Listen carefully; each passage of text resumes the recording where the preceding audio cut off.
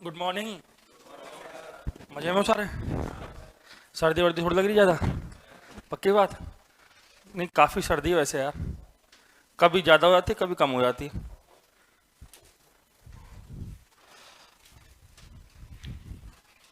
आज कुछ नए बच्चे हैं क्या? एक आध। अच्छा, कल अपन ने गति के बारे में पढ़ रहे थे अपन थोड़ा बहुत। पहला टॉपिक स्टार्ट किया था अपना सॉलिड रिजिड डायनेमिक्स, दृढ़ पिंड गति की। यही क्या था भाई? और उसमें अपन पहले बेसिक्स बता रहे थे कि गति किस प्रकार की होती है, कौन कौन सी गति होती है। सही बात है? क्योंकि एक्चुअल में रिजिड डायनेमिक्स में अपन मेनली क्या पढ़ेंगे? घूर्णन गति, रोटेशनल मोशन। क्या पढ़ेंगे भाई? Rotational motion. तो कल गति के बेसिक बताते हुए कहां तक बता दिया था, एक बार मुझे याद दिला दो। 3D मोशन लिखवा दिया था क्या मैंने? तीनों तक लिखवाया, बहुत बढ़िया। तो लिखो, कण की गति की प्रकृति के आधार पर गतियां। हाँ जी,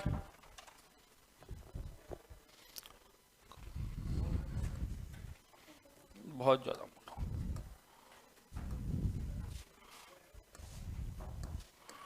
कण की गति की प्रकृति के आधार पर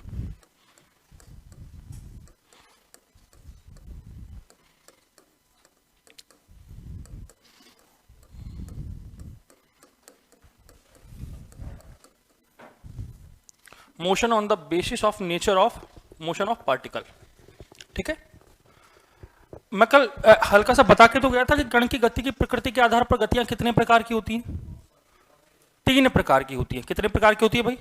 3 प्रकार की होती है। कौन कौन सी? फर्स्ट वन इज, पहले समझना है, लिखना नहीं कुछ भी है ना, मैं बता दूंगा कब लिखना है अपने को। स्थानांतरित गति, translatory motion.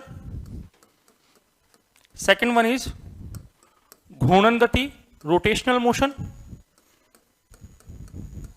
And third one is oscillatory motion, दोलन गति। अब देखो, ये टॉपिक जो बेसिक था वो पढ़ना कितना आवश्यक था अपने लिए, क्योंकि हम दृढ़ पिंड के बारे में पढ़ेंगे मेनली। सही बात है कि नहीं? और दृढ़ पिंड जो है ना, वो दोनों गति करता है, स्थानांतरीय और घूर्णन दोनों गति कर सकता है। और दोलन गति, ये जो दोलन है वो अपने एक स्पेसिफिक चैप्टर है क्या? जिससे 3 क्वेश्चन आते हैं क्या भाई? एक ऑस्किलेशन से आता है उसमें, और 2 क्वेश्चन एसएचएम से आते हैं, सरल आवर्त गति से। तो ये जो गति का बेसिक था वो पढ़ना हमारे लिए बहुत इंपॉर्टेंट था। सही बात है? तो सबसे पहले तो मैं बात करूं स्थानांतरीय गति, ट्रांसलेटरी मोशन। स्थानांतरीय नाम से क्या समझ रहे हो तुम? स्थान स्थानांतरित हो गया एक प्रकार से। जैसे मैं कहूं कोई निर्देश तंत्र है, कल बताया था निर्देश तंत्र मैंने कहा इस निर्देश तंत्र पर कोई कण यहां रखा हुआ है P बिंदु पर। सही बात है? अगर इसका स्थान स्थानांतरित होकर यहां आ गया Q पर, तो ये गति कैसी होगी भाई साहब? कैसी गति हो गई? ट्रांसलेटरी हो गई। कैसी हो गई? ट्रांसलेटरी मोशन हो गई। इसमें किसी को प्रॉब्लम है क्या? किसी को प्रॉब्लम है क्या स्थानांतरित गति में, ट्रांसलेटरी मोशन में? कि जब कोई कण निर्देश तंत्र के सापेक्ष एक स्थान से दूसरे स्थान पर अपनी गति करे और सीधी रेखा में गति करे। कैसे भाई? तो ये बताओ मुझे, स्थानांतरित गति 1D है, 2D है या 3D है? सरल रेखा में होने वाली गति कौन सी होती है? 1D होती है। तो स्थानांतरित गति कौन सी हो गई भाई साहब? 1D motion. कोई प्रॉब्लम है किसी को? यहां तक सबको बात समझ आ गई? कोई ऐसा व्यक्ति जिसको नहीं समझ आई? अरे है क्या? चलो दूसरी बात करते हैं, घूर्णन गति। पंखे की गति देखते हैं अपन, पंखे की गति देखते हैं। मैंने कहा कोई एक अक्ष है, इसके सापेक्ष पूरा वृत्ताकार गति हो रही है क्या? हो रही है क्या? यह गति कैसी कहलाएगी?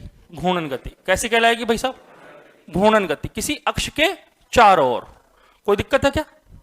कैसी गति कहलाएगी? घूर्णन गति।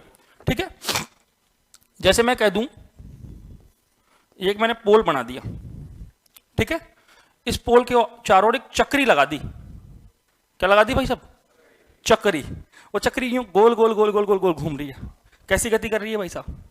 घूर्णन गति कर रही है, क्योंकि एक अक्ष के चारों ओर घूम रही है। सही बात है कि नहीं है भाई? किसी को प्रॉब्लम है इसमें? दोलन गति। अब दोलन गति को समझना अपने को, ध्यान देना। ये गति देखना मेरी, एक बिंदु है, एक बिंदु, ये गति देख, एक बिंदु के इर्द गिर्द होने वाली गति क्या कहलाती है? दोलन। कैसी कहलाती है भाई साहब? दोलन। जैसे मैं कहूं स्प्रिंग है, स्प्रिंग है, उसको पकड़कर मैंने यो छोड़ दिया तो स्प्रिंग यो यो यो होगी क्या? कैसी गति कर रही है? दोलन। एक बिंदु के इर्द गिर्द कैसी गति कहलाती है भाई साहब? अब दूसरी बात और सुनना कि यहां पर अगर उसका आयाम धीमा हो, आयाम मतलब, अब सुनना बात को, जैसे ये वस्तु है, मैंने ये कहा एक पेंडुलम, घड़ी का पेंडुलम जानते हो, घड़ी के नीचे जो घंटा लटकता है, सही बात है, ये सब पेंडुलम है, वो यूं गया वापस किधर आएगा? यहां यूं गया वापस यूं आया, फिर यूं गया फिर वापस यूं आया, जब पूरा एक दोलन हो रहा है, सही बात है, ठीक है। अब मैं एक बिंदु के इर्द गिर्द ही हो रही है गति, कैसी गति है? दोलन। अगर इसका आयाम, ये आयाम है मैक्सिमम विस्थापन, अधिकतम विस्थापन क्या कहलाता है भाई साहब? आयाम। क्या कहलाता है? अगर इसका आयाम अधिक हो तो वो गति कहलाती है दोलन, और आयाम कम हो तो कहलाती है कंपन। क्या कहलाती है भाई साहब? मोटरसाइकिल स्टार्ट होती है तो जो पिस्टन गति करता है वो धड़ाधड़ यूं करता है कि नहीं करता? एक तार होता है, अपने गिटार होता है, गिटार का तार हल्का से यूं छेड़ दो, गिटार यूं हिले नहीं हिलेगा, हम कहते वाइब्रेट कर रहा है। अरे वाइब्रेट मतलब कंपन कर रहा है, वह गति कौन सी है भाई साहब? कंपन गति। बात समझ गए क्या? और समझदार हो तुम तो सारे, बहुत इजी था ना, कोई टफ चीज थी क्या? इस जो चैप्टर में मेनली अपन क्या पढ़ेंगे, इस पूरे चैप्टर में मेनली अपन क्या पढ़ेंगे? घूर्णन गति। कोई प्रॉब्लम है यहां तक किसी को? पक्की सारी बात समझ आ गई? बेसिक था बिल्कुल, लेकिन ये बेसिक बहुत काम आएगा आगे तक। सबको समझ आ गई ना भाई? दोलन क्या होती है, घूर्णन क्या होती है, स्थानांतरित क्या होती है, सही बात है कि नहीं? हार्मोनिक मोशन है क्या दोलन गति? बिल्कुल बिल्कुल, हार्मोनिक मोशन दोलन गति ही है, ठीक है। तो हमने कहा जो ट्रांसलेटरी मोशन है उसमें तो क्या होता है भाई साहब? एक स्थान से दूसरे स्थान तक निर्देश तंत्र के सापेक्ष, किसमें? सरल रेखा में। कोई प्रॉब्लम यहां तक? दूसरा हमने कहा रोटेशनल, रोटेशनल में किसी एक एक्सिस के चारों ओर, कोई दिक्कत है? सर्कुलर मोशन हो रहा है। और तीसरा हमने कहा दोलन, किसी एक फिक्स पॉइंट के इर्द गिर्द, उसके सराउंडिंग में अगर मोशन हो रहा है तो कौन सी होगी? दोलन। यहां तक सब कंफर्म? बिल्कुल, लिखना प्रारंभ कर दें। चलो, तो पहले तो ये लिखो, कण की गति की प्रकृति के आधार पर गतियां।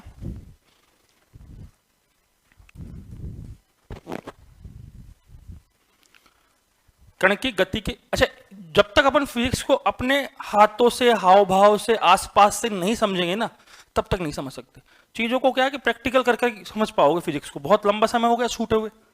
बायोलॉजी वाले बच्चे बहुत ज्यादा होंगे, मुझे जितना लगता है। कितने हैं बायोलॉजी वाले बच्चे इसमें? और बहुत छूट गई उनकी फिजिक्स, बहुत टाइम हो गया शायद पढ़े। ऐसा बहुत कम होंगे जिन्होंने अभी रिसेंट 12th की होगी, सही बात है कि नहीं? बहुत कम, नेग्लिजिबल, नगण्य। जैसे अपन कहते हैं ना कि भाई साहब जो प्रत्यास्थ वस्तुएं होती हैं वो आदर्श होती हैं। अच्छा, फिजिक्स में आदर्श बहुत मानते हैं अपन, फिजिक्स में आदर्श बहुत मानते हैं। आदर्श यहां भी मानेंगे, अभी इस चैप्टर में भी पढ़ाऊंगा दृढ़ पिंड, तो हम कहेंगे आदर्श होता है, होता कुछ नहीं है आदर्श नाम की चीज। हम कहते हैं एक राजा हरिश्चंद्र आदर्श थे जो हमेशा सत्य बोलते थे, सत्य बोलते थे। क्या इस कलयुग में संभव है ऐसा? और वो भी मोबाइल के जमाने में है क्या साहब? नहीं है ना। तो वो आदर्श मान लिया अपन ने। क्या मान लिया भाई? कि एक व्यक्ति आदर्श है हमारे लिए, महात्मा गांधी, कि भाई साहब ये तो बहुत बढ़िया आदमी है, पर आदर्श नाम की कोई वस्तु। समझ गए बात को? इनडायरेक्टली समझ गए तुम? चल, हाँ भाई, लिखो, पहला लिखो स्थानांतरित गति।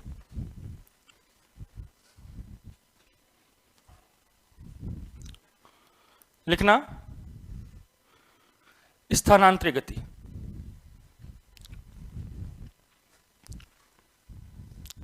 निर्देश तंत्र के सापेक्ष, निर्देश तंत्र के सापेक्ष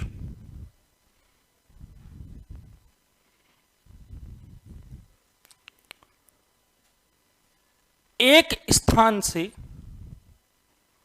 दूसरे स्थान पर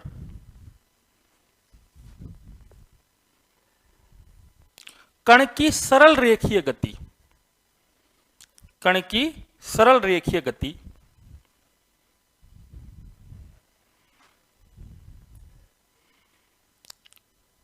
स्थानांतरीय गति कहलाती है।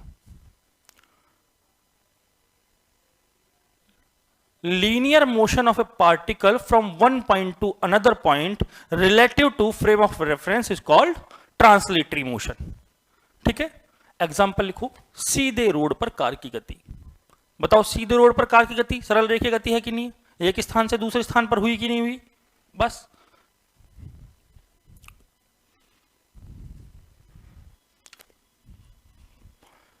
दूसरा लिखो घूर्णन। अच्छा, ये डायग्राम भी बना लो, ये डायग्राम बना लो इसमें, ये वाला डायग्राम बना लो, पहला वाला।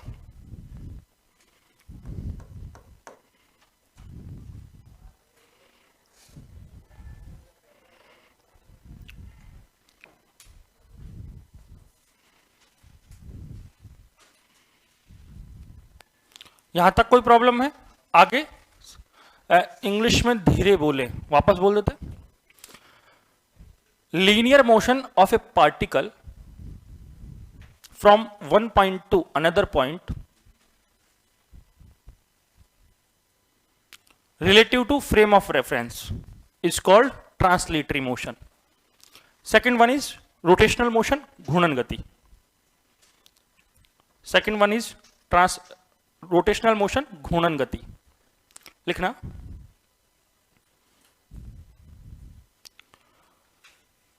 कणों के निकाय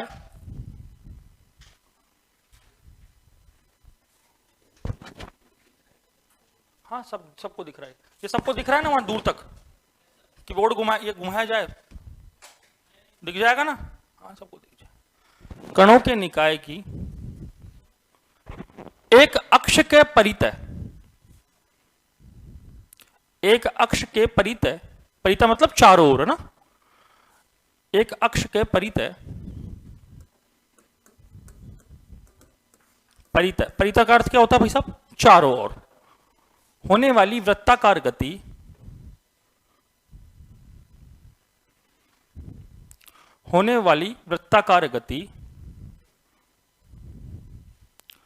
घूर्णन गति कहलाती है।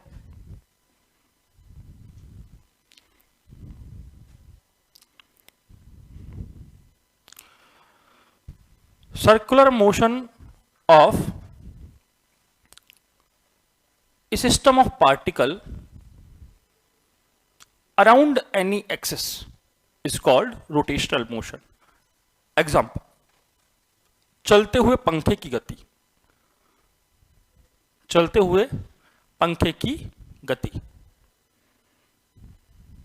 चलता हुआ पंखा कैसी गति कर रहा है भाई साहब, रोटेशनल कर रहा है क्या, सही बात है कि नहीं है, एक अक्ष के चारों ओर घूम रहा है कि नहीं घूम रहा, चलो बहुत बढ़िया। तीसरा लिखो दोलन गति, ऑस्किलेटरी मोशन।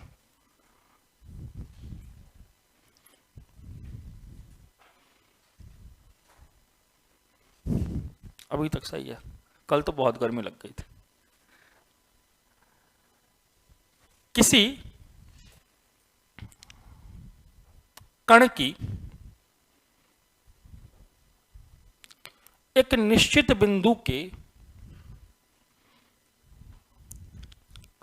किसी कण की एक निश्चित बिंदु के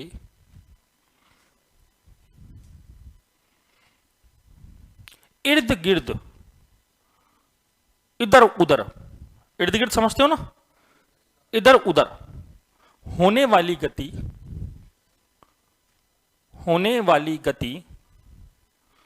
दोलन गति कहलाती है।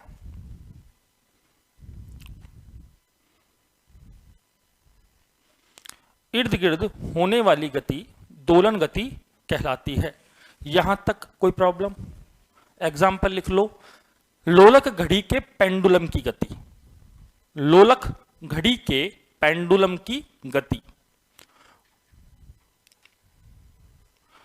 देखो कई जगह बड़ी सी घड़ी लगी होती है, नीचे घंटा सा लटका होता है, जो हर एक घंटे के बाद बजता है, यूं हिलता है, हिलता ही नहीं हिलता, टन टन। यहाँ एक स्कूल है जानकी देवी स्कूल, बहुत फेमस स्कूल रही है, मतलब बच्चों की है। आप सोचो इतने इतने से बच्चों की LKG UKG में 1.5 लाख रुपए फीस है, और 1.5 लाख हमने पूरी पढ़ाई भी नहीं लगाया, सही बात है कि नहीं। और जिसमें तो मम्मी पापा का इंटरव्यू हो रहा होगा इंग्लिश में, पहले मम्मी पापा इंटरव्यू देने जाए, बेटे को पढ़वाना है एलकेजी में। अब अपने गांव के क्या है, बड़ बाप करने का ईटी पकड़ तू थारी स्कूल ने माँ के में पढ़ा लिया, और मास्टर जा का खे और जागा कल फीस को दे रहा बार हाल मांग बाजरों को कट्यो। सही बात है ना? वहाँ 1.5 लाख रुपए पहले जमा कराओ और पढ़ाने के अलावा सारा काम कराते हैं। स्विमिंग कराएंगे, सिंगिंग कराएंगे। सही बात है कि नहीं है? अब मेन जो काम है ना, थोड़ा सा कहते हैं कि बेटा यह बता तू काम पढ़वा काम सारा कौन हो, जिसमें बहुत नाटक। बुधवार है तो बुधवार को टिफिन में ये आएगा, मंगलवार को आएगा। माँ का भणी को यही सब चीज, माँ का छह कौन जुगाड़। सही बात है कि 3 ड्रेस कर दी, यहाँ काई पैर जा तो बहुत लफड़े आजकल के स्कूलों में। शिक्षा प्रणाली बहुत बदल गई। सही बात है कि नहीं भाई? अब तो ऐसा लगता है कि भाई साहब हम दो हमारे एक ही अच्छा। खर्चा कितना हो गया। चलो आगे बढ़े तो दोलन गति तक समझ आ गया सबको, ऑस्किलेटरी मोशन तक। अब लिखो समय के आधार पर गतियां। समय के आधार पर गतियां।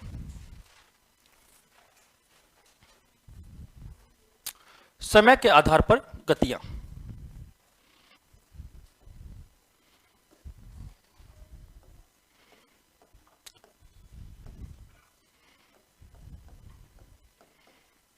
Motion on the basis of time.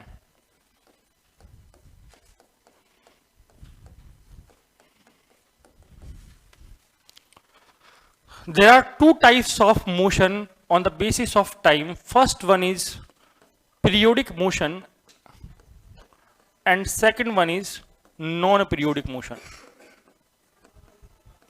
आवर्त गति एवं अनावर्त गति। लिखना नहीं है, समझना है पहले कि व्हाट इज पीरियोडिक मोशन और what is non periodic motion. एक एग्जांपल देता हूं, उससे समझना। जैसे मैं बात करूं कि अगर कोई ऐसी गति हो रही हो जो निश्चित समय में निश्चित दूरी तय कर रही हो। निश्चित समय में क्या कर रही हो भाई साहब?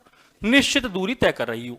जैसे ये सूर्य है और सूर्य के चारों ओर पृथ्वी क्या करती है? चक्कर लगाती है। सूर्य के चारों ओर पृथ्वी क्या करती है भाई साहब? चक्कर लगाती है क्या? अच्छा, मैं 2 शब्द बोल रहा हूं, एक तो परिभ्रमण और एक परिक्रमण। सुना है क्या? क्या क्या होते हैं? परिभ्रमण। परिभ्रमण और परिक्रमण में अंतर क्या है? परिभ्रमण तो ये होता है, देखो ये दिख रहा है, अपने ही अक्ष पर, अपनी ही धुरी पर घूमना। पृथ्वी अपने अक्ष पर घूमती है क्या? पृथ्वी अपने अक्ष पर घूमती है क्या? तभी तो दिन रात हो रहे हैं। एक घूर्णन जो काल है उसका वो कितना है? 24 घंटे, अपन ये कहते हैं एक दिन।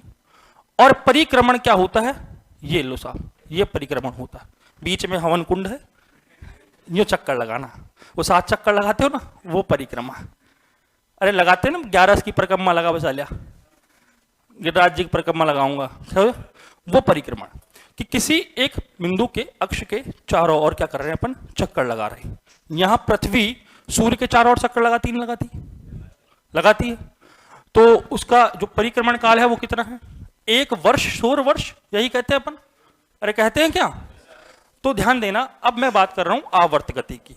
तो पृथ्वी एक निश्चित बिंदु के चारों ओर गति कर रही है, नहीं कर रही? कर रही है क्या? कर रही है क्या? निश्चित समय में निश्चित दूरी तय करती है, हर बार 1 साल में ही कर रही है। तो गति कैसी हो गई? आवर्त। कैसी हो गई भाई साहब?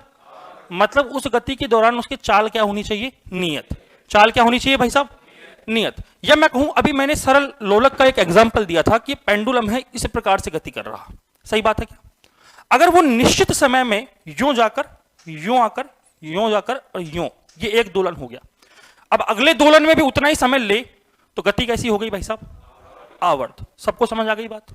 सबको पक्का समझ आ गई? बात है अनावर्त की। ठीक है, सपोज दैट आवर्त और अनावर्त में अंतर ऐसे भी समझ सकते हो कि एक दिन तुम सुबह उठे और तुम में थोड़ा सा जोश आ गया कि नहीं यार फिटनेस बनानी है, मेरी जैसा स्लिम ट्रिम होना है। सोचो तुम ऐसे जोश जगाया करो कभी कभी। मैं तो बड़ा स्लिम ट्रिम हूं, कोट मोटा है ये, मैं पतला हूं साहब। हाँ तुम सोचो इसके अंदर क्या 6 पैक में दिखाता नहीं, ऐसे थोड़ी है। अब दिखा दो बच्चे डर जाए। तो तुम में जोश जग गया, तुमने क्या किया कि भाई साहब मैं जा रहा हूं आसपास गार्डन देख के, ये लो नेहरू गार्डन, तुम नेहरू गार्डन के चक्कर लगाने चले गए। अब नेहरू गार्डन का जो एक चक्कर है वो 900 मीटर का है। कितने का है मेरे को पता है, मैंने चक्कर लगाए। हाँ, तो कितना है भाई 900 मीटर। तुम भाई साहब पहला चक्कर लगाए 5 मिनट में, कितनी देर में, दूसरा चक्कर भी तुमने 5 मिनट में लगाया, तीसरा भी 5 में लगाया। कैसी गति कर रहे हो, कैसी कर रहे हो। और पहला लगाया भाई साहब जोश जोश में 5 मिनट में, और दूसरे में तो आधे में ढेर हो गए। चलो फिर भी रोते गिरते तुमने आधे घंटे में लगा लिया। और तीसरा तो कहते, तीसरे में हाथ जोड़ दिया कि साहब आप बस की नहीं लगती। वो गति कौन सी है भाई साहब, अनावर्त, जो निश्चित समय में निश्चित दूरी तय ना करे, अनिश्चित समय में हो रहा है काम। समझ गए गति कैसी है भाई साहब, अनावर्त। अच्छा, पंखा जब गति कर रहा है तो वो निश्चित समय में कर रहा है कि अनिश्चित समय में। एक स्पीड फिक्स कर दिया अपन ने तो निश्चित समय में करेगा। सही बात है कि नहीं है, सही बात है कि नहीं है। तो आवर्त और अनावर्त का अर्थ समझ गए क्या। अब आवर्त गति भी 2 प्रकार की होती है। आवर्त गति भी कितने प्रकार की होती है, दोलन और कंपन, जिनका नाम तुम अब सुन चुके। सही बात है क्या, नाम सुन चुके क्या। दोलन गति कौन सी होती थी, जो मैंने बताया एक बिंदु के इर्द गिर्द होती है, बताया था मैंने। एक बिंदु के इर्द गिर्द होने वाली गति कैसी होती है, निश्चित समय में हो रही है, इसलिए वो दोलन आवर्त हो गई। कैसी हो गई भाई साहब, निश्चित समय में हो रही है। और कंपन मैंने बताया था अगर आयाम कम हो, आयाम कम हो, जैसे मोटरसाइकिल के पिस्टन की गति बताया था, तार की गति, गिटार तार की गति। अब मैं एक 2 स्टेटमेंट लिख रहा हूं और तुम्हें बताना है मुझे कि भाई साहब कौन सा स्टेटमेंट सही है कौन सा गलत है। स्टेटमेंट फर्स्ट,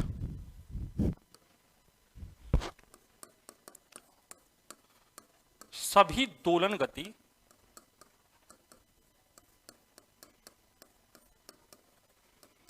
आवर्त गति होती है।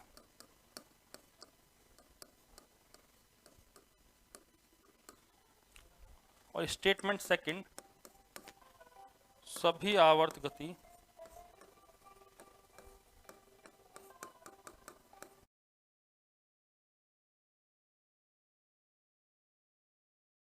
आवर्त गति दोलन गति होती है। ऑप्शन लिख रहा हूं मैं, टेंशन मत लो। ऑप्शन ए दोनों सही, ऑप्शन बी दोनों गलत, ऑप्शन सी फर्स्ट सही सेकंड गलत, और ऑप्शन डी फर्स्ट गलत सेकंड सही। सोचो आराम से, प्यार से, प्रेम से, और आंसर दो। ऑप्शन ए वाला कोई है क्या, ऑप्शन ए वाला कोई है क्या, नहीं है। बी वाला, सी वाला, सी वाले काफी सारे हैं। डी वाला, तो ये बाकी 10 एक बच गए, वो किसके हैं, वो ना ए के ना बी के, ये कह रहे हैं साहब ये क्वेश्चन हमने स्किप कर दिया ना। ऐसा मत करो। देखो इतने सारे बच्चों ने सी आंसर दिया है तो कुछ सोच समझ कर दिया होगा, सही बात है। और आंसर होना भी क्या चाहिए, सी। पहली बात तो ऐसे ही समझ जाओ कि भाई साहब ये इसका टाइप है तो इसके तो सारे इसमें होंगे ही होंगे, सही बात है कि नहीं। और ऐसे भी समझ जाओ कि ये इसके 2 टाइप है, मतलब सारे आवर्त दोलन तो नहीं हो सकते, सही बात है कि नहीं। ये भी समझ सकते हो तुम। और वैसे भी समझो भाई 2 प्रकार की गति ले रहा हूं मैं। तो ये मैंने कहा कि ये सन है, सन के चारों ओर अर्थ चक्कर लगा रही है, और एक मैंने पेंडुलम की गति ले ली। ये कौन सी गति बोली थी भाई साहब, मैंने आवर्त बोली थी। ध्यान देना, निश्चित समय में निश्चित दूरी तय हो रही है क्या, तो कैसी हो गई। यहां भी निश्चित समय में निश्चित दूरी तय हो सकती है क्या, बताया था मैंने। गति कैसी हो गई, आवर्त।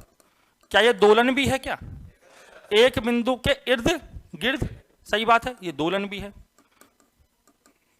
क्या सारी दोलन आवर्त हैं क्या, क्या सारी आवर्त दोलन है क्या, नहीं। यही पता चल गया हमको। तो सभी दोलन गति आवर्त गति होती है, लेकिन सभी आवर्त गति दोलन गति नहीं होती। ये बात समझ गए क्या। आवर्त अनावर्त का अर्थ समझ गए, पीरियोडिक नॉन पीरियोडिक का। यहां तक कोई दिक्कत है, लिखना प्रारंभ करें, टॉपिक डालो।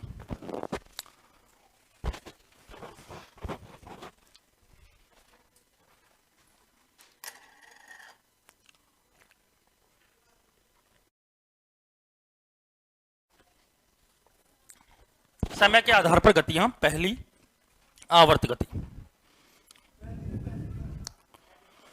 समय के आधार पर गतियां, उसमें पहली आवर्त गति।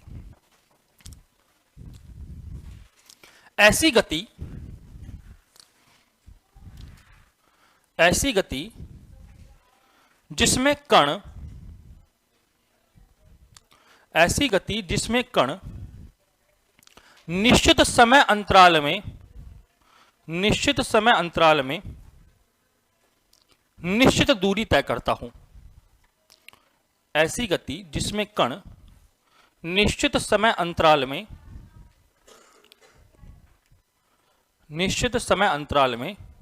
निश्चित दूरी तय करता हूं,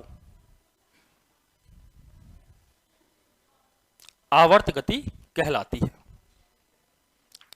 आवर्त गति कहलाती है। एग्जाम्पल, सूर्य के चारों ओर पृथ्वी की गति।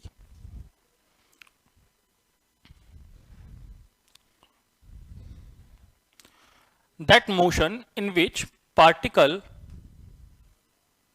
covers definite distance in a definite time interval, that is called periodic motion.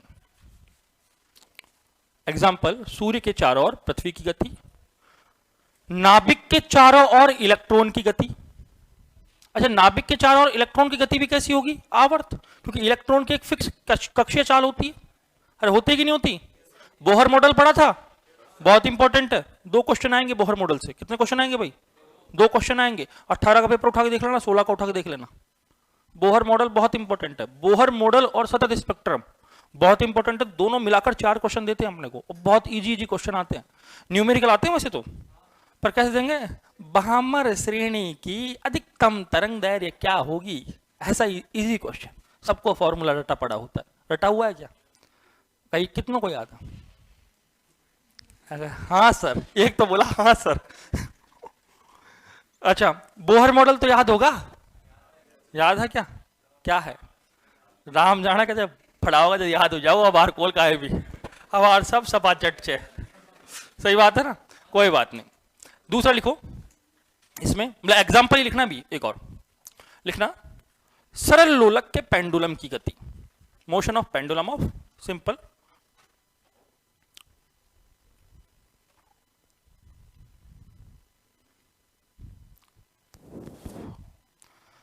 Second लिखना अब इसमें अनावर्त गति।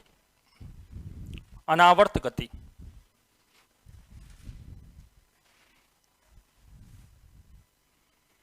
अनावर्त नॉन पीरियोडिक मोशन लिखना, ऐसी गति जिसमें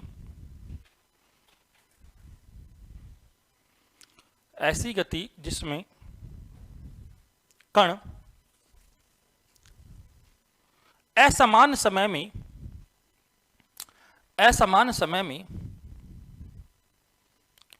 निश्चित दूरी तय करता है। असमान समय में निश्चित दूरी तय करता है।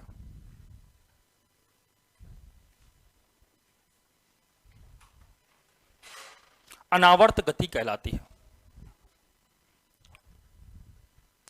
That motion in which particle covers definite distance in unequal time interval, that is called non-periodic motion.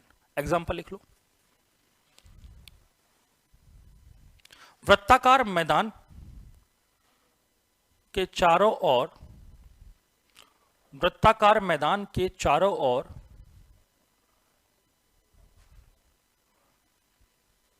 अलग अलग समय में चक्कर लगाना। मतलब समझ रहे हो? अलग अलग समय का अर्थ समझ रहे हो भाई? पहला चक्कर लगा दिया 5 मिनट में, दूसरा 7 में, तीसरा 10 में, चौथा 15-20, ऐसे अलग अलग समय में चक्कर लगाना। अब नोट डालकर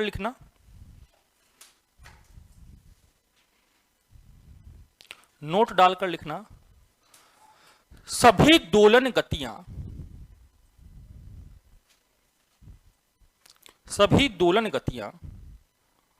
आवर्त गति होती हैं। All oscillatory motions are periodic motion,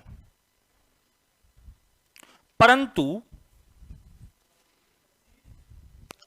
सभी आवर्त गति, परंतु सभी आवर्त गति दोलन गति नहीं होती हैं।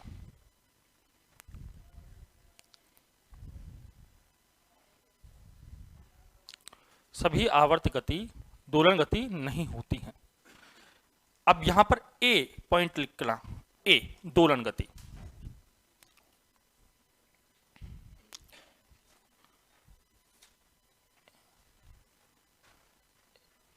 यदि, अच्छा दोलन गति में मैं लिखवा चुका दोलन गति की परिभाषा, तो यहां वापस लिखवाने की आवश्यकता थोड़ी है?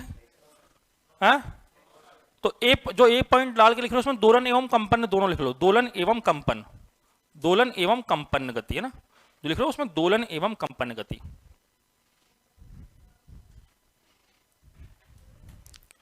यदि दोलन गति में, यदि दोलन गति में कण का आयाम, यदि दोलन गति में कण का आयाम अधिक है,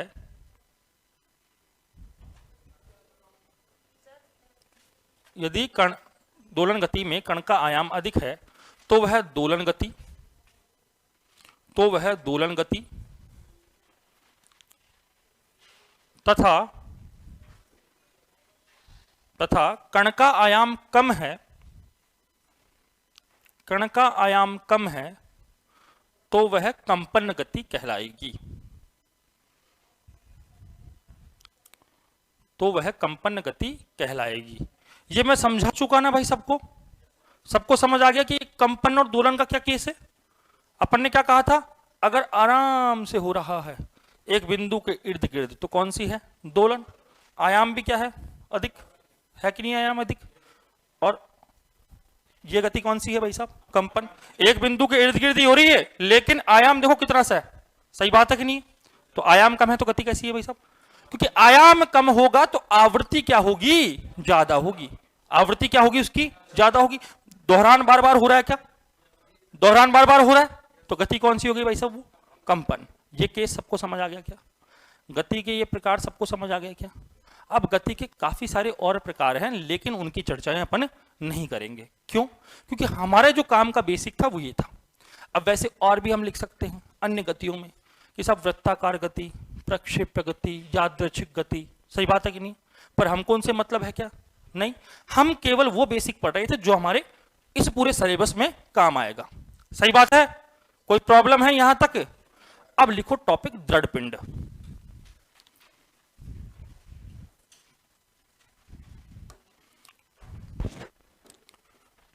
दृढ़ पिंड,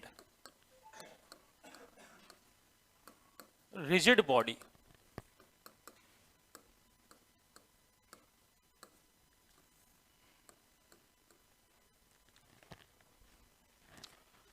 यहां से एक्चुअल अपना टॉपिक जो है, चैप्टर है, वो स्टार्ट हो रहा।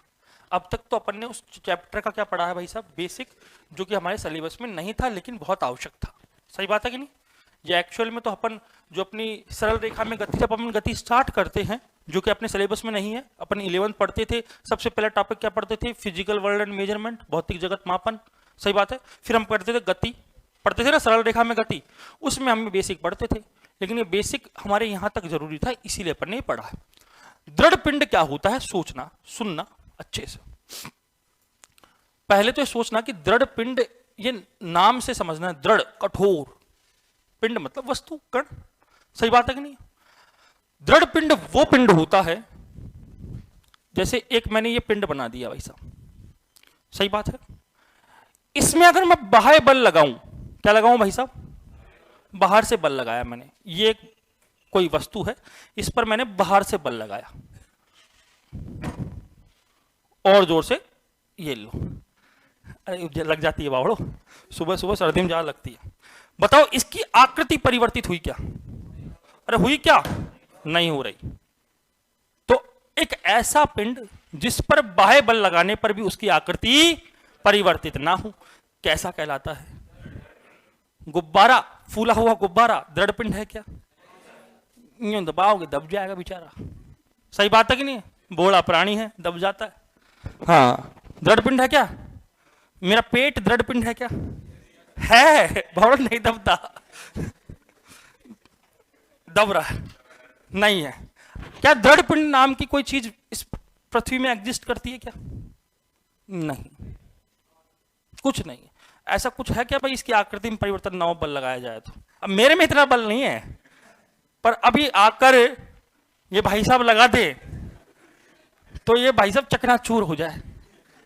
सही बात है ना, लगाना मत, अपन को चाहिए ही, पानी वानी पीने के लिए रखने में काम आता है। गलत बात। ऐसी कोई वस्तु है क्या इस पूरी अर्थ पर, यूनिवर्स में कहीं है क्या? तो हम क्या मान लेते हैं? आदर्श। जो नहीं होता उसे आदर्श मान लिया जाता है। सही बात है। बचपन में हमसे कहा जाता था कि आदर्श बनाओ अपना कोई। स्कूल में नहीं होता था, प्रेयर के बाद में लास्ट में प्रेरक प्रसंग और वो समाचार पत्र पढ़ा जाता था, तो कुछ ज्ञान दिया जाता था, कहते थे आदर्श बनाओ अपना कोई। मैंने स्वामी विवेकानंद को आदर्श माना, मैंने इसको माना, मैंने उसको माना।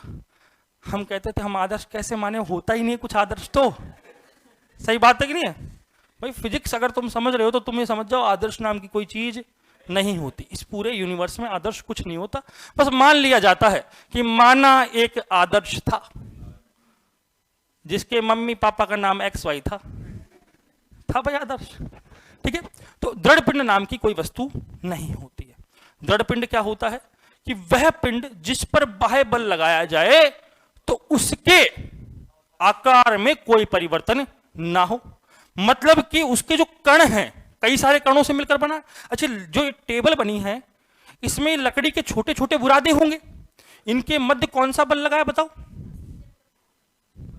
ससंजक बल। कौन सा लगाया भाई साहब? Cohesive force. कौन सा? Cohesive force. दो बल होते हैं, ससंजक और आसंजक। अब देखो क्या है कि फिजिक्स में तो तुम इसको नहीं पढ़ोगे, वैसे चैप्टर था अपना पर सिलेबस में नहीं है, लेकिन केमिस्ट्री में ही आएगा।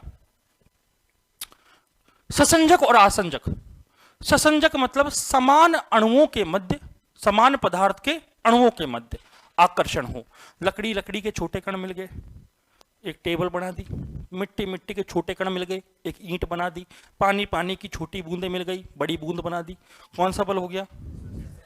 और असमान पदार्थ के अणुओं के मध्य, असमान पदार्थ के अणुओं के मध्य आकर्षण जो होगा वो कौन सा होगा?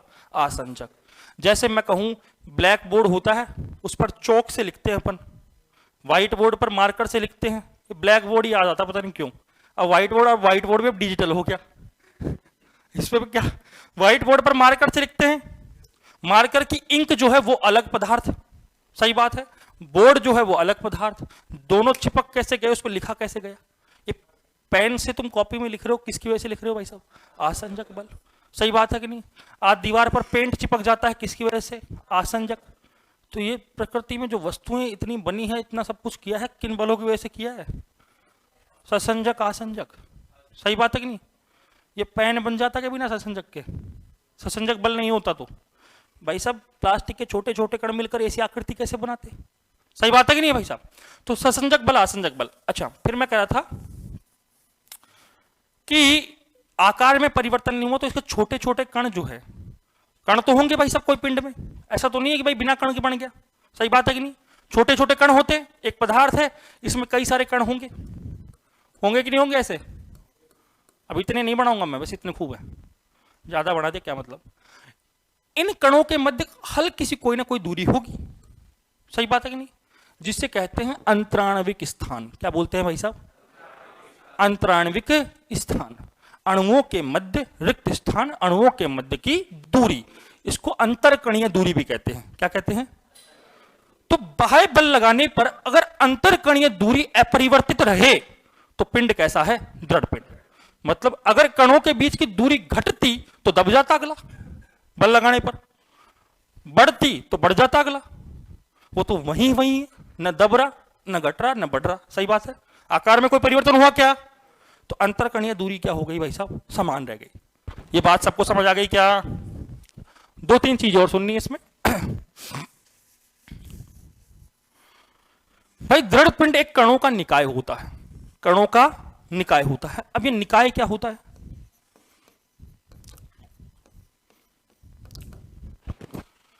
कणों का एक ऐसा समूह जिसमें कण परस्पर अन्योन्य क्रियाएं करते हैं, अर्थात एक दूसरे पर क्रियाएं करते हैं, या तो बल लगाते हैं एक दूसरे पर, छेड़ते हैं एक दूसरे को। और कहां जा रहे हो? सही बात है, बल लगाते हैं। अब बल तो लगा ही रहे, या फिर एक दूसरे से टक्कर करते हैं। क्या करते हैं? एक दूसरे से टक्कर करते हैं। वो पूरा जो समूह है क्या कहलाता है? दृढ़ पिंड। ओ सॉरी, निकाय। क्या कहलाता है भाई? निकाय। निकाय समझिए क्या होता है? कणों का समूह। कणों का समूह जिसमें कण एक दूसरे पर क्या करते हैं? क्रियाएं करते हैं, पारस्परिक क्रियाएं करते हैं। सबको निकाय समझ आ गया? पक्की बात। आंतरिक बल, जो टर्मिनोलॉजी में बोल रहा हूं वो सुनते रहना ना आराम से, और समझ जाओ तो ही हाँ बोलना, बिना समझे हाँ मत बोल देना। आंतरिक बल। अब कणों का समूह है दृढ़पिंड में। दृढ़पिंड एक निकाय की भांति व्यवहार करता है जिसमें कणों के समूह। तो कण एक दूसरे पर पारस्परिक बल भी लगा रहे होंगे, तभी तो एक दूसरे को जोड़े रखा उन्होंने। सही बात है कि नहीं भाई? ये कण इसको एक दूसरे से बांधा हुआ, मैंने कहा ससंजक बल, अभी कहा था क्या? ससंजक बल क्या करता है? कणों को बांधे रखता है एक दूसरे से आकर्षित करके। सही बात है। तो बल लग रहा है नहीं लग रहा? लग रहा है नहीं लग रहा? तो यह बल ही क्या कहलाता है? आंतरिक बल। क्या कहलाता है भाई साहब? और जो कण हैं वो एक दूसरे पर समान परिमाण में समान और विपरीत बल लगाते हैं। कैसा बल लगाते हैं भाई साहब? विपरीत, मतलब दिशा में विपरीत। ये इस पर 5 न्यूटन लगाएगा तो ये भी इस पर कितना लगाएगा? वो वाला खेल है, इसने 5 न्यूटन का चाटा मारा तो इसने भी तुरंत 5 का मार दिया, तो इसकी दिशा तो ये हो गई और इसकी दिशा वापस इधर आ गई। सही बात है। ये कैसा हो गया भाई साहब? समान और विपरीत। जब भी अपन बोलते हैं ना प्रत्येक क्रिया की एक समान एवं विपरीत प्रतिक्रिया होती है, वही खेल है। बोलते हैं गति का तृतीय नियम। गति के समीकरण किसने दिए थे? गति के समीकरण किसने प्रतिपादित किए? गति के समीकरण किसने दिए? अच्छा, गति के नियम किसने दिया? मैं 2 शब्द लिखता हूं, इक्वेशन ऑफ मोशन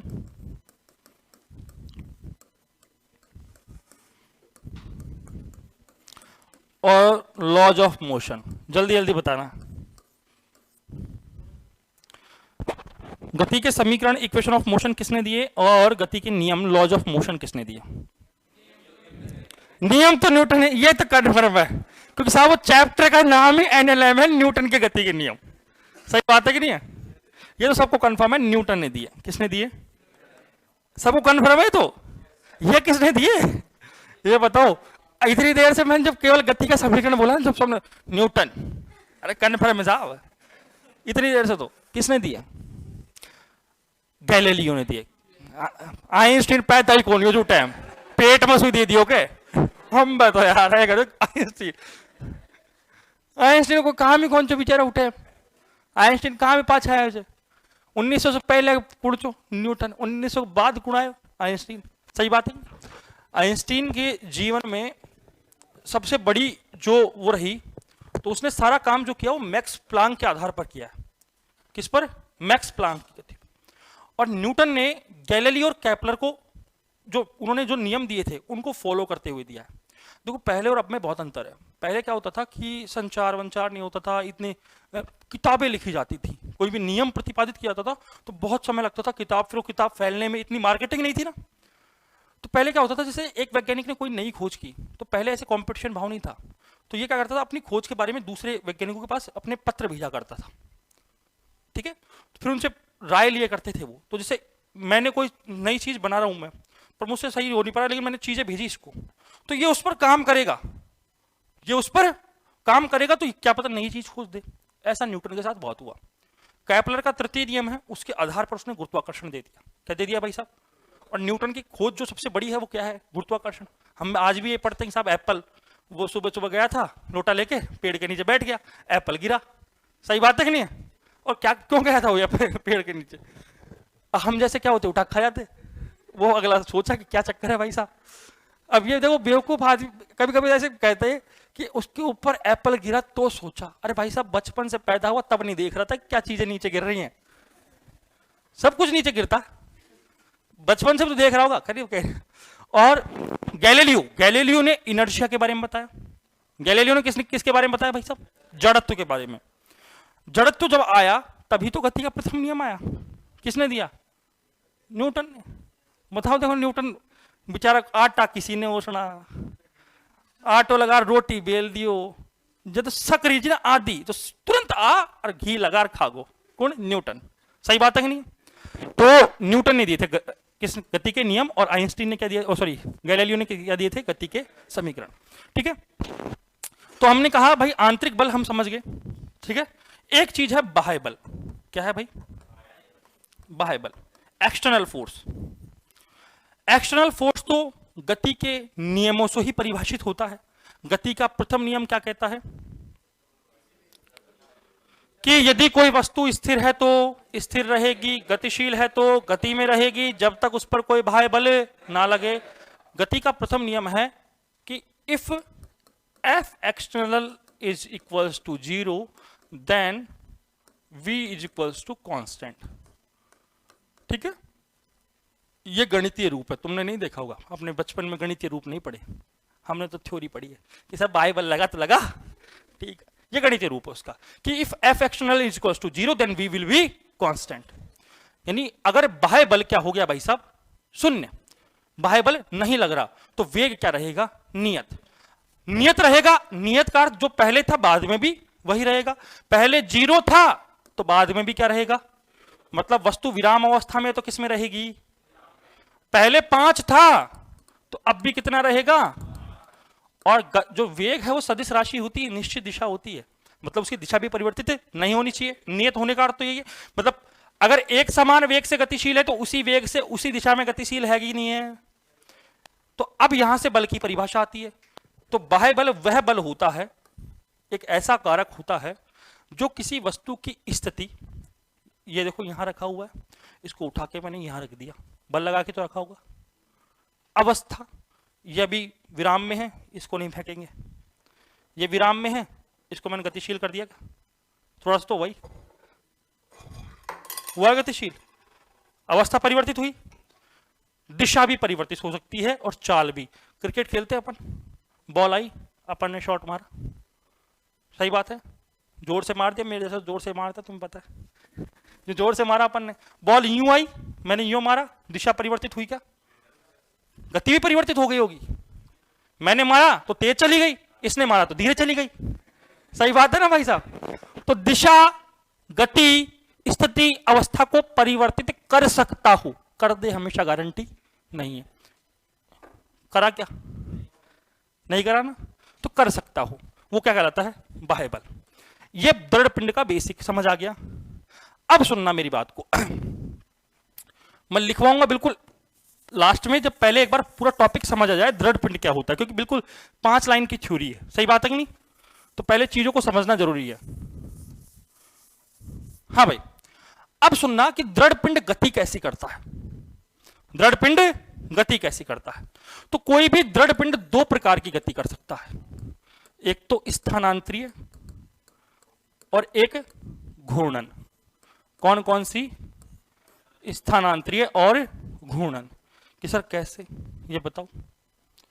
मैंने कहा एक अक्ष के परितः गति होगी, वो तो कौन सी होगी भाई साहब? सही बात है, यही कहा था क्या? उसका जो अक्ष बिंदु है वो क्या रहना चाहिए? नियत रहना चाहिए।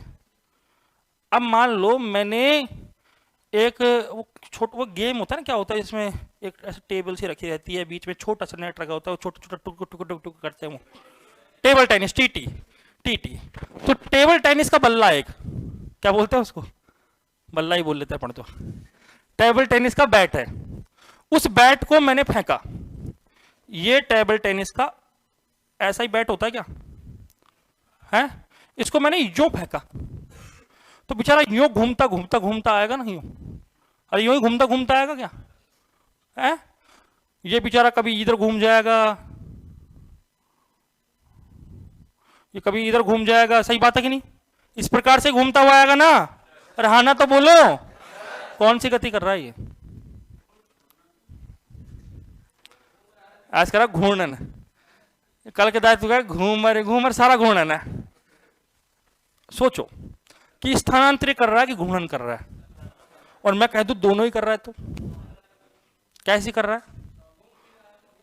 देखो वो उसके इस अक्ष उसके परितः इधर इधर घूम रहा है कि नहीं घूम रहा, यो यो यो यो यो घूम रहा है कि नहीं घूम रहा, अरे घूम रहा है कि नहीं घूम रहा, तो कैसी गति हुई? लेकिन उसका स्थान भी तो निर्देश तंत्र के सापेक्ष परिवर्तित हुआ कि नहीं हुआ, तो गति कैसी हो गई? समझ गए बात को? दृढ़ पिंड स्थानांतरीय और घूर्णन गति दोनों कर सकता है, लेकिन शुद्ध घूर्णन क्या होगी? जिसमें स्थानांतरीय ना हो। सही बात है। शुद्ध घूर्णन कौन सी होगी? जिसमें स्थानांतरीय ना हो। ठीक है, तो अपन कुछ चीजें लिख लेते हैं। 8:51 हो गए, तो फिर टाइम निकल जाएगा। जो समझा वो ना लिखे तो मजा नहीं। लिखना भाई, सबसे पहले दृढ़ पिंड में चीजें समझ आएगी, पहले तो ये बताऊं मुझे, हाँ ना? मैं जो चीजें मैं समझाने की कोशिश कर रहा हूं वो चीजें समझ आ रही हैं? आज अपन ने जो भी पढ़ा वो समझ आया? आया ना? हाँ, कल से फिर टिपिकल चीजें स्टार्ट हो रही हैं। कल से फिर न्यूमेरिकल आ जाएंगे। हाँ, आज हो गया काफी, बस लास्ट अब आज। अब कल द्रव्यमान केंद्र आ गया और द्रव्यमान केंद्र के क्वेश्चन आ जाएंगे। आ जाएंगे क्या? और एक क्वेश्चन द्रव्यमान केंद्र से आया हुआ है, आया हुआ है।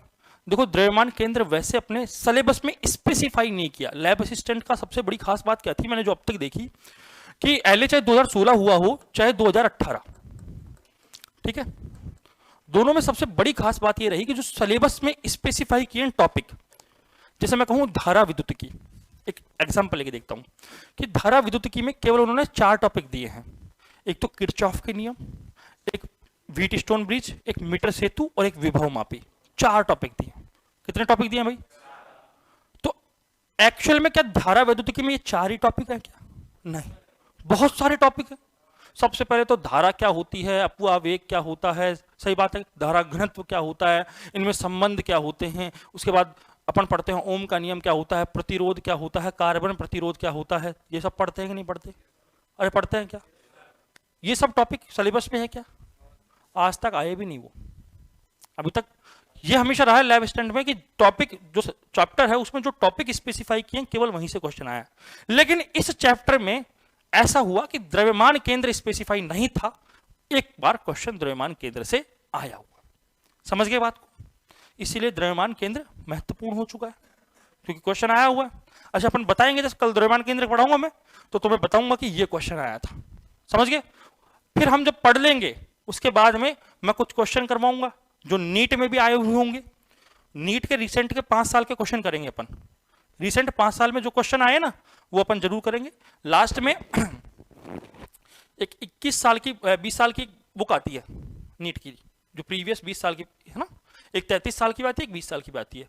मैं रिकमेंड करूंगा उसको पढ़ लेना, क्योंकि उसके पुराने जो क्वेश्चन है 2001 के, 1998 के, या मैं कहूँ 2003 के, वो कई बार क्वेश्चन अपने एलए में, उनमें से कई क्वेश्चन मिक्सअप होकर उठे, ठीक है।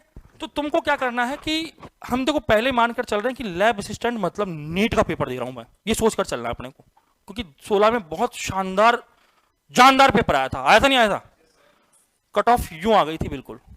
तो अब क्या है कि गलती नहीं कर सकते अपन, हम ये सोचकर ही नहीं चल सकते कि आरपीएससी का पेपर दे रहे हैं। ये सोचकर चलो कि भाई साहब हम तो एनटी का पेपर दे रहे हैं, मतलब जो एनटी करवाती है नीट को, हम नीट का पेपर दे रहे हैं, और उसी लेवल पर अपन को पढ़ना है चीजों को। और मुझे पता है उसके लिए, उतना लेवल बढ़ाने के लिए पहले मुझे अपना लेवल गिराना पड़ेगा, क्योंकि चीजें मैं बेसिक से उठाऊंगा तो ही कर पाओगे। साथ में मुझे यहाँ पर काफी सारे क्वेश्चन करवाने पड़ेंगे तुम्हें, एक टॉपिक से ही 10-10 क्वेश्चन तो करवाने ही पड़ेंगे, हर टाइप का एक तो कम से कम उठाना ही पड़ेगा। ये मैं समझता हूँ उस चीज को, इसीलिए सब कुछ डिजाइन हो रखा है, बस तुम्हें साथ में मेहनत करनी है, क्योंकि लैब असिस्टेंट कोई बच्चों का खेल नहीं है। दूसरी बात, तुम्हें क्या करना है अपने टॉपिक्स के, देखो मैं तुम्हें सीधी सी गणित कह दूं, आरपीएससी में क्वेश्चन रिपीट भी होते हैं। तो फर्स्ट ग्रेड वाला जो पेपर है, सेकंड ग्रेड साइंस वाला जो पेपर है, फर्स्ट ग्रेड फिजिक्स का ना, सेकंड ग्रेड वाला जो पेपर है, एलए के जो दोनों पेपर है अपने, उसके अलावा एक संस्कृत डिपार्टमेंट का पेपर और होता है सेकंड ग्रेड का, फर्स्ट ग्रेड का, ठीक है। उन सब पेपर के आरपीएससी के जो रिसेंट पेपर है उनको उठाना है। क्यों उठाना है? अपने अपने टॉपिक जो हैं सिलेबस के, उनके क्वेश्चन अपने को देखने हैं कि अपन से होते हैं कि नहीं होते। इतना पढ़ा, नीट लेवल भी पढ़ा, नहीं होते फिर क्या मतलब, सही बात है कि नहीं। और प्रैक्टिस भी करनी है, और कोई बड़ा इसमें आपका समय नहीं चला जाएगा। नेट पर आजकल सब कुछ अवेलेबल है, खूब हर बच्चे के पास 1 GB 1.5 GB 2 GB तो नेट आता ही है। एक जमाना था जब 1 GB पूरे साल महीने चलाते थे, यूँ थोड़ा सा फेसबुक चलाया फिर बंद कर दिया, वो भी ओपेरा मिनी में, तो यार ऐप में चलाएंगे ज़्यादा खर्चा हो जाएगा। सही बात है कि नहीं? 10 MB खर्च हो गए, बंद कर। यूट्यूब तो चलाते ही नहीं थे उस टाइम पे, सत्य बात है। यूट्यूब चलाते थे उस टाइम पे? यूट्यूब तो सोचो बहुत बड़ी चीज़ थी। गाना भी MP3 पे डाउनलोड करते थे, हैं, songs.pk से। चलो लिखो भाई। तो प्रैक्टिस इस प्रकार से करनी है अपने को ना, मेहनत पूरी करनी है। दृढ़ पिंड, सर एग्जाम में कितने क्वेश्चन आएंगे प्लीज टेल मी। अरे मैं बता चुका ये क्वेश्चन तो कल ही बताया था, 33 से 35 क्वेश्चन आएंगे अपने फिजिक्स के, ठीक है, 33 से 35 और 2 से 3 क्वेश्चन केमिस्ट्री के उठा लेंगे अपन। सही बात है? बस लिखो भाई। एक ऐसा पिंड, आई एम कंफ्यूज्ड। क्यों कंफ्यूज हो रहे साहब? 150 क्वेश्चन है टोटल, जिसमें 50 क्वेश्चन किसके हैं? राजस्थान ज्योग्राफी के 25 और राजस्थान आर्ट कल्चर के 25। उसके बाद में 33 से 35 किसके हैं भाई साहब? फिजिक्स के हैं। लगभग 32 के लगभग किसके हैं भाई साहब? केमिस्ट्री के। बचे जो भी हैं वो किसके हैं? बायोलॉजी के। 100 टोटल क्या होते हैं साइंस के। कट ऑफ कितनी गई थी? 189। लास्ट बार कितनी गई थी? 189। तो अब तुमको कितने लाने हैं? 250।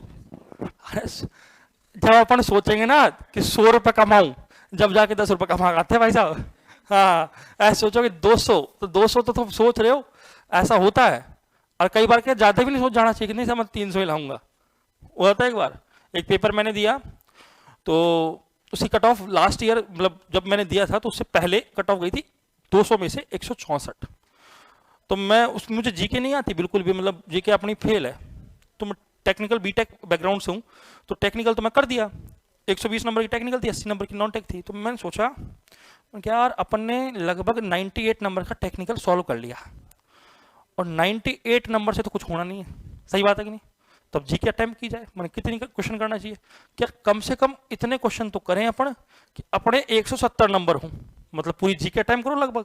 मैंने सब पे बी से बालाजी, सी से चौथ माता की जय मैंने सबको लगा दिया। फिर पता चला कि नंबर क्या हुए? वो सारे नेगेटिव वो 98 थे वो भी चले गए तो ऐसा नहीं करना। हाँ लिखो, एक ऐसा पिंड जिस पर बाह्य बल लगाने पर, सर मैंने वेबसाइट पर देखा था एक क्वेश्चन 1 नंबर का है, मतलब कि 300 क्वेश्चन 300 नंबर के। ये ऐसा मैंने देखा था, तो ये सही है या गलत? आपने गलत देख लिया साहब, बिल्कुल गलत देख लिया। 150 क्वेश्चन 200 300 नंबर पर क्वेश्चन 2 नंबर। एक ऐसा पिंड जिस पर बाह्य बल लगाने पर उसके आकार में कोई परिवर्तन ना हो, उसके आकार में कोई परिवर्तन ना हो, या अंतरकणीय दूरी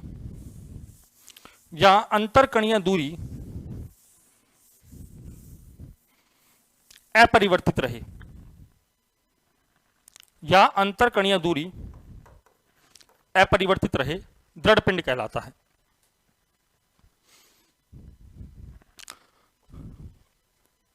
दृढ़ पिंड कहलाता है। अगला लिखो निकाय, नीचे लिखो उसके निकाय।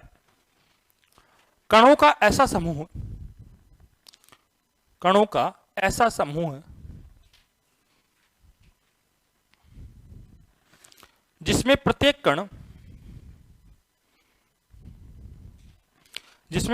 कण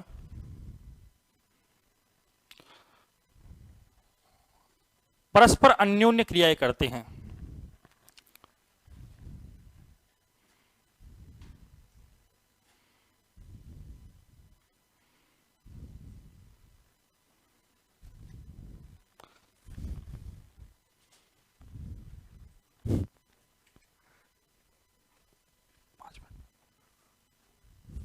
हाँ लिख लिया निकाय।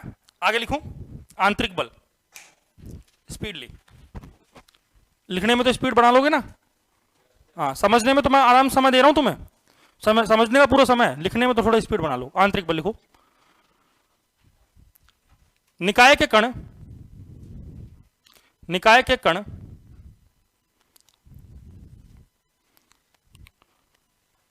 एक दूसरे पर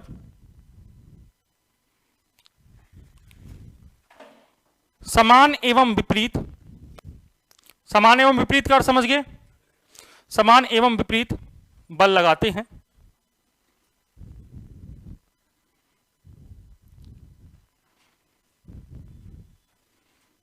ठीक है, नीचे लिखो बाह्य बल, एक्सटर्नल फोर्स।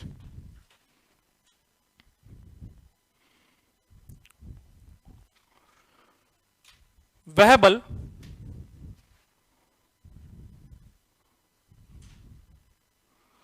जो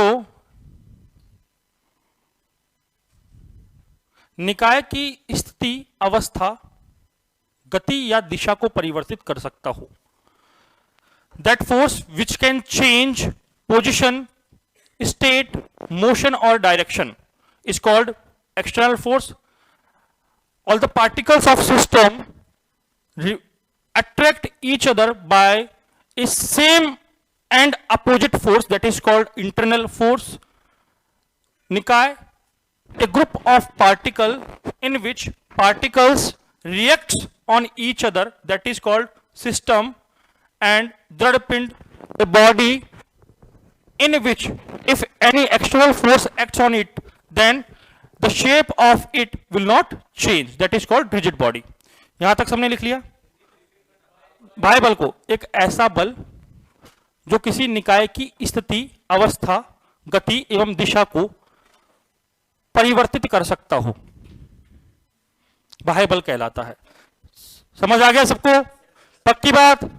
आज के लिए बहुत बहुत आपको धन्यवाद। चलो।